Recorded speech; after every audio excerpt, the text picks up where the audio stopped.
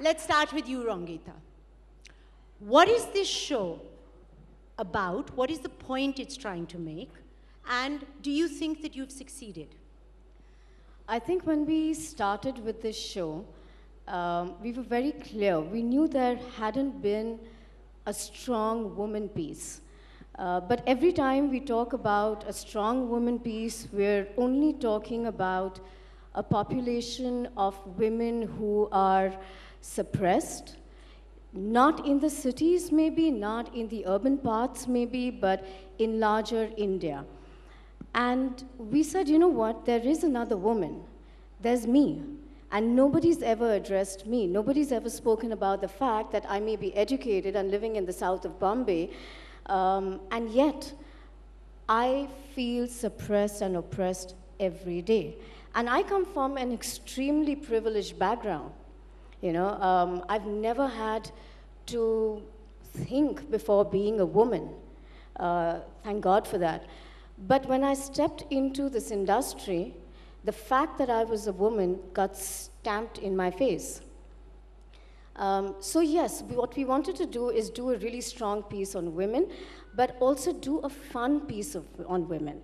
Because I think that we've been doing this for so long as women that we've just learned to do this with fun and elan, if nothing else. You know, I mean, we can fight every battle and still have fun. And we celebrate the fact that we're really, really flawed. I think that is what the show is also about, that each one of us are flawed, broken, damaged, and we celebrate that. We're not trying to be perfect in an imperfect world. So that's where the show came from. Now, for me, this show is like an Indian version of Sex and the City 20 years later. Let's leave alone censorship for a second. Do you think you would have had an audience for this kind of show 20 years back in India? Perhaps not, because I don't think we were thinking like this 20 years ago. I think with the voice that we've got, with the last 10 years being what they have been, we've also, as women, just found a voice. You know, for so long, we've been told that do not have a voice. You know, so for me, like, I've been making movies for 19 years now, you know, and frankly, I made a movie called Jhankar Beats, which had, and I'm really sorry to say this on such a stage, but it had the first blowjob, and the woman went down on the man because she wanted to go down on the man, okay?